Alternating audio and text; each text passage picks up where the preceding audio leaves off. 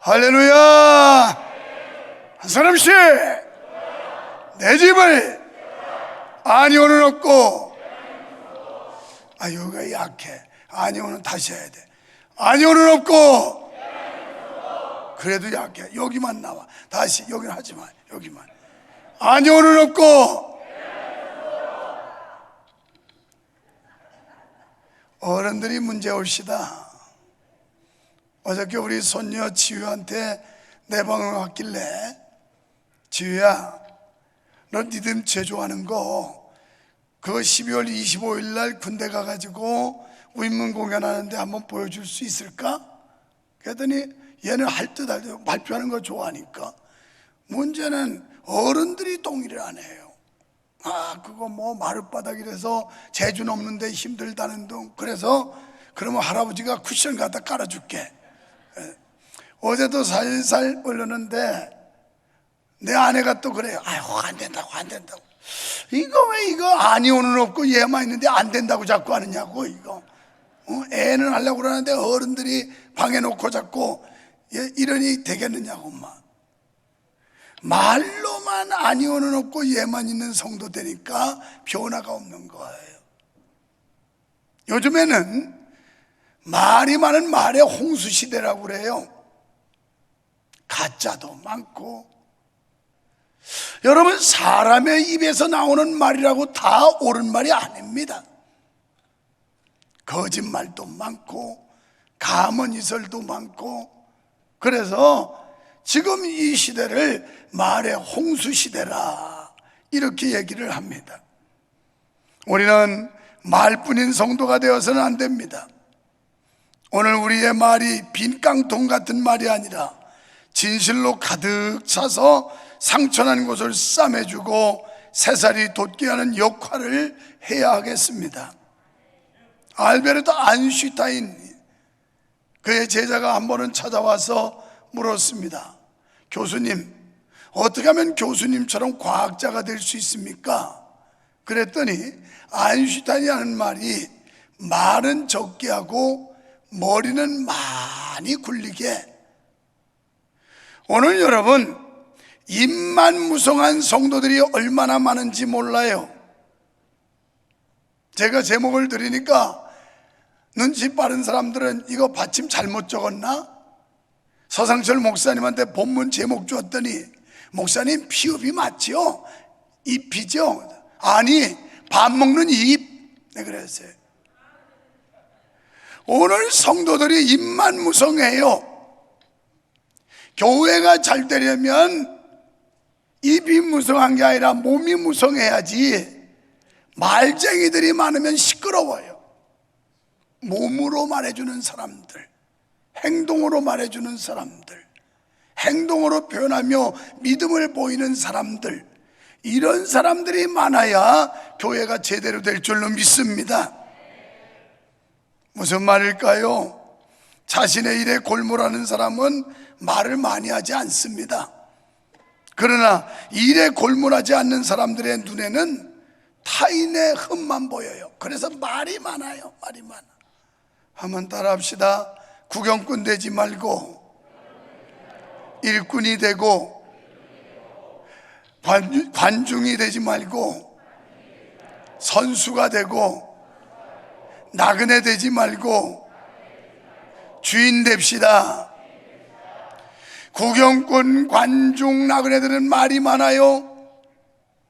자기 하고 싶은 말 다 하고 떠들어대요. 그래서 공동체를 휘젓고 공동체가 혼란하게 만들고 교란을 시켜요. 여러분, 사람이 태어나서 말을 배우는데 2년 걸린다고 그래요. 그런데 침묵을 배우는 건 60년 걸린답니다. 우리가 교회에서도 입만 무성한 성도가 있어요. 말로는 청산유수 같고 무엇이든지 다 하는 것처럼 말합니다. 여러분, 이제 2022년도 얼마 남지 않았습니다. 우리는 한 해 동안 어떤 삶을 살았는지요? 말만 무성하지는 않았는지요? 저는 오늘 잎만 무성했던 무화과 나무에서 제목을 나뭇잎이 아니라 이 잎만 무성한 성도라고 하는 제목으로 바꿨습니다. 본문에서 예수님께서는 잎만 무성한 무화과 나무를 교훈하시며 저주하셨습니다. 유월절 길을 가시다가 시장하신지라 잎이 무성한 무화과 나무로 다가가셨습니다. 당연히 열매가 있어야 되는데 열매가 있질 않았습니다. 그래서 예수님께서는 그 무화과 나무를 저주하십니다. 이튿날 제자들이 다시 그 길을 가다 보니 그 무화과 나무가 말라진 걸 봅니다. 그리고 거기서 예수님께서 무화과 나무가 저주하다 말라진 데 대한 교훈을 이어서 주셨던 겁니다. 그렇다면 무화과 나무가 왜 이런 저주를 받았을까요? 이유는 열매가 없었기 때문이에요. 그런데 똑같은 사건을 놓고 마가복음 11장 23절에 보면 무화과의 때가 아님이라 이렇게 나와요. 예수님께서 거기 가실 때는 6월절 4월달쯤이고 무화과 나무는 1년에 2차례 정도 과실을 맺는다는데 6월달과 9월달에 맺습니다. 그런데 이 무화과의 특징은 열매가 맺어서 먹을 만큼 될 때 잎이 무성하게 된답니다. 그래서 당연히 잎이 무성했기 때문에 열매가 있을 걸 기대하고 찾아갔는데 열매가 없었더라는 거예요. 그래서 결국 그 무화과 나무는 저주를 받게 되는데 여기서 주는 교훈이 뭐냐? 위선, 가식, 이걸 말하는 거예요. 그래서 무화과 나무는 마치 열매가 맺은 것처럼 보였지만 사실은 열매가 없는 위선적인 나무였다는 겁니다. 이런 관점에서 볼 때 이 무화과 나무는 종교와 도덕적 상징을 나타내는 상징성을 가지고 있음을 알 수가 있습니다. 그러니까 또 다른 말로 거짓과 위선을 지적하신 것입니다. 사랑하는 성도 여러분, 우리에게 변화없는 신앙은 잎만 무성한 무화과 나무와 같습니다. 야고보서 4장 17절에 이러므로 사람이 선을 행할 줄 알고도 행치 아니하면 죄니라고 말씀하셨습니다. 선을 행한다는 게 무슨 말일까요? 세상의 삶이란 안개와 같은 삶이라고 성경은 묘사하고 있습니다. 하나님을 의지하고 인정하는 신앙은 사람의 눈과 생각으로 보면 모자란 듯 보이지만 넉넉하며 두렵거나 부족하지 않고 기름 부음이 있는 선한 인생인 줄로 믿습니다. 그런데 이와 같은 사실을 알면서도 믿지 않는 거, 이와 같은 사실을 알면서도 지키지 않는 거, 이게 죄라는 겁니다. 한마디로 변화 없는 신앙은 열매 없이 잎만 무성한 무화과 나무와 같습니다. 야고보서 2장 17절과 26절 거듭 강조하기를 행함이 없는 믿음은 죽은 믿음이다 라고 성경은 말씀합니다. 또 야고보서 2장 21절에서 아브라함이 그 아들 이삭을 제단에 바칠 때 행함으로 의롭다 하심을 받은 것이 아니냐 이렇게 말씀합니다. 그러니까 믿습니다 믿습니다 하고 앉아있고 100세 때 아들을 주신 하나님을 믿습니다 하면서 모리아산에 그 아들을 번제로 바치라는데 순종하지 않았으면 그건 믿음이 아니라는 겁니다. 그러니까 믿음은 행동으로 보여야 된다는 거예요. 여러분이 아무리 믿음 좋은 것처럼 떠들어대도 행함으로 옮기지 않는 건 가짜라는 겁니다. 위선이라는 겁니다. 그래서 2장 22절에 보면 내가 보거니와 믿음이 그의 행함과 함께 일하고 행함으로 믿음이 온전하게 되었느니라. 우리의 믿음이 온전함을 인정받으려면 행함으로 나타내 줘야 된다는 겁니다. 여러분의 삶 속에 믿음의 열매가 보여지지 않으면 가짜라는 거예요. 그리고 2장 24절에서 이로 보건대 사람이 행함으로 의롭다 하심을 받고 믿음으로만은 아니니라. 하나님이 의롭게 여기시는 거 행함으로 본다는 거예요. 아이고 뭐 우리는 믿음의 종교인데, 구원의 종교인데, 이렇게 얄팍한 얘기하면서 믿음으로 구원받는 건데 무슨 행함을 강조하느냐고. 그런데 믿음이 있으면 행함을 보이게 되어 있고, 예수님께서 그 나무의 좋고 나쁨을 분간하는 건 열매를 봄으로 안다, 이렇게 말씀하셨어요. 여러분의 행위의 열매가 좋으면 믿음 좋은 거고요, 행위의 열매가 제대로 맺지 않으면 믿음이 나쁜 겁니다. 우리의 믿음에 확실하고 구체적인 변화가 있어야 합니다. 우리는 종종 감동받았다, 은혜 받았다는 말을 많이 합니다. 그러고는 그만이에요. 적당히 은혜 받고 두루뭉실 넘어가려고 합니다. 내 변화와 열매에 집중하지 않습니다. 왜 그럴까요? 남에게는 엄격하면서 자기 자신에게는 관대하기 때문에 그렇습니다. 뿐만 아니라 게으르기 때문이며 내게 남은 죄성 때문에 이런 결과가 오는 겁니다. 게으름, 잠언 6장부터 21장, 23장 쭉 보면 이 게으름의 폐단에 대해서 얼마나 많이 강조하고 있는지 모릅니다. 게으름, 아무것도 하지 않은 것뿐 아니라 일을 제대로 하지 않는 것, 이게 게으름입니다. 또 일을 하다가 많은 것, 이것도 게으름입니다. 열심히 일하던 사람이 일 놓고 하지 않는 것, 이게 게으름이라는 거예요. 뿐만 아니라 쓸데없는 일에 분주한 것, 이것도 게으름입니다.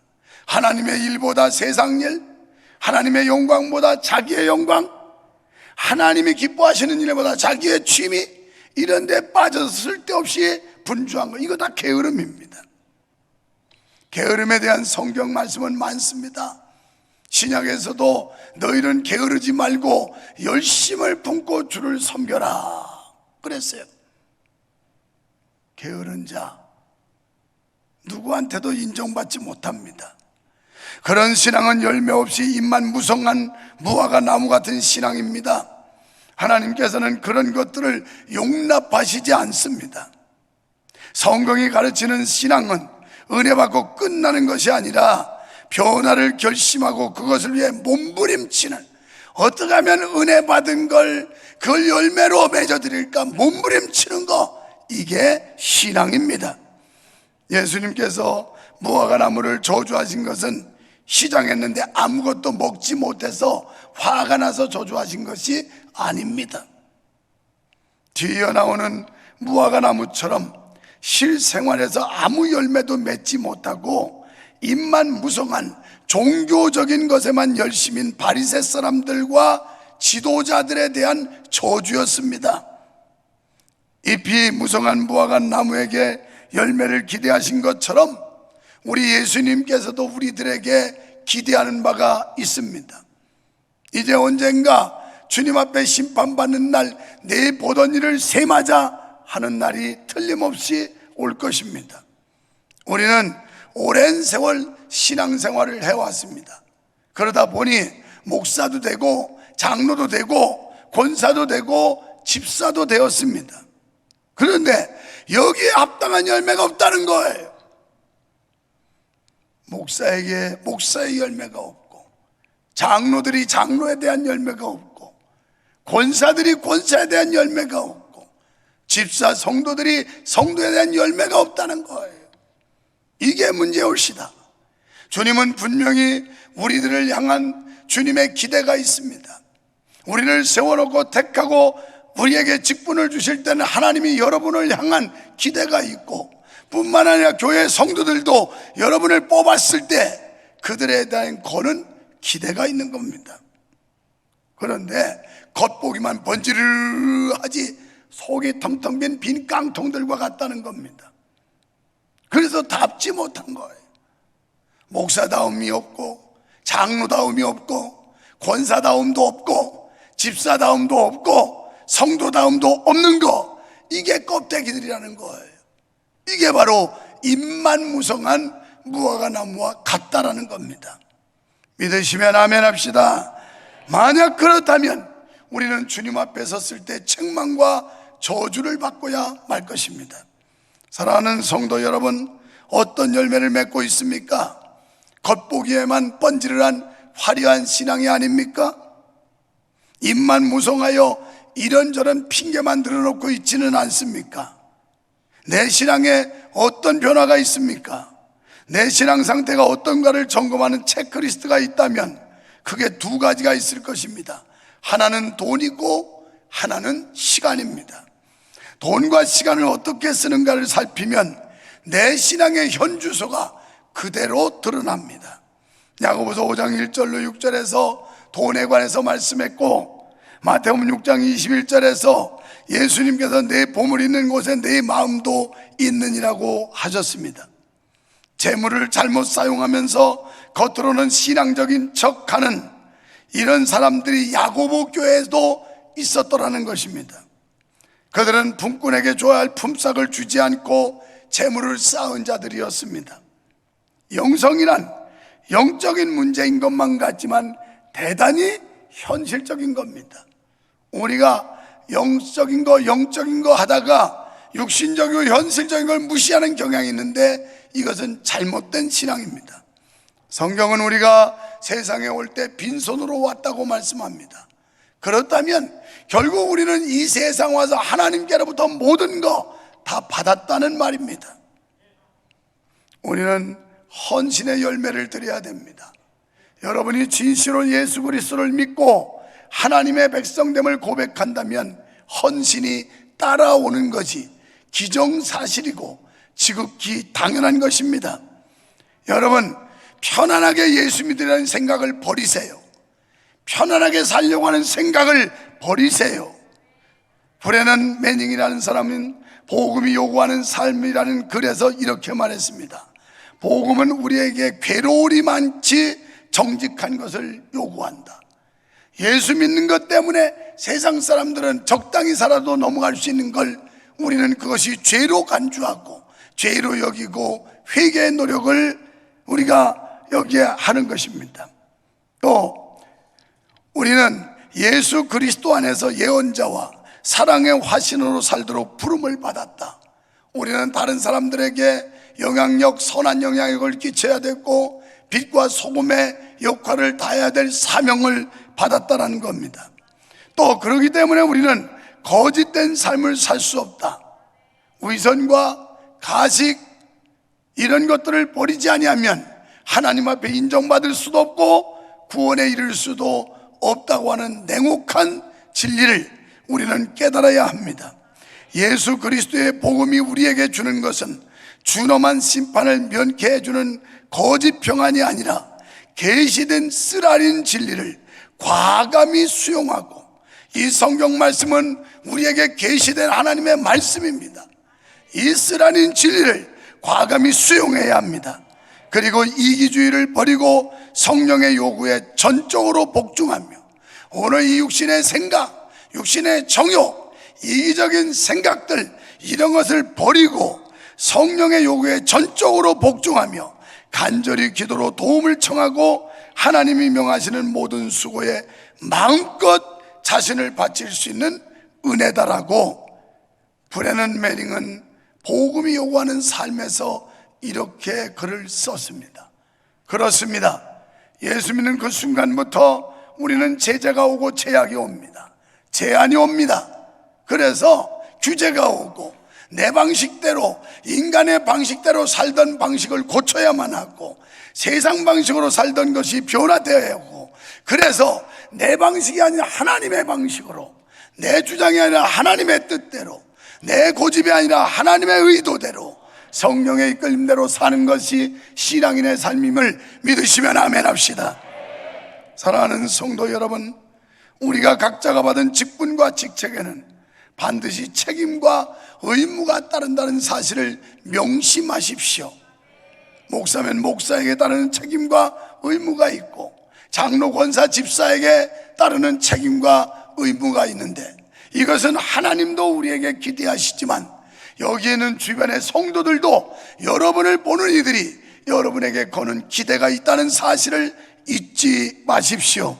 주님의 기대에 어긋나지 않고 주변 사람들의 기대에 어긋나지 않는 열매 맺는 성도가 되십시다. 이와 같이 믿음을 가진 성도들이 드리는 기도에는 능력이 나타난다고 말했습니다.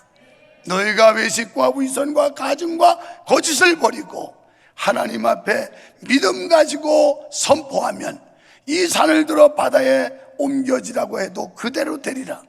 그리고 이렇게 믿음과 행함이 일치하는 정직한 믿음을 가진 사람이 기도하면 기도한 대로 그대로 이루어진다는 게 결론입니다. 오늘 우리 속에 위선과 가식의 영들이 빠져나가야 합니다. 진리의 영 성령으로 충만해져야 합니다. 그리고 이 구습을 버리고 옛 습관을 버려서 새롭게 변화받는 크리스찬이 되어야 입만 무성한 성도가 아니고 실제 행함으로 열매 맺는 진실한 하나님의 거룩한 백성이요 천국 백성이 될 줄 믿습니다. 하나님 아버지, 우리에게 위선과 가증의 영이 빠져나가게 하여 주시옵소서. 거짓 영이 빠져나가게 하여 주시옵소서. 이제 말로만 믿는 행세하는 것들이 변화되게 하시고 우리의 삶 속에 열매 맺어 하나님 앞에 인정받고 영광 돌리는 삶이 되게 하여 주시옵소서. 오늘 이 말씀, 입만 무성한 성도, 말만 많은 성도가 아니라 행함으로 열매를 드리는 성도가 되게 해 주시옵소서. 겉보기에만 화려하고 무성한 사람이 아니라 내실이는 믿음의 사람들이 되게 하여 주시옵소서. 믿습니다. 예수님 이름으로 기도하옵나이다. 아멘.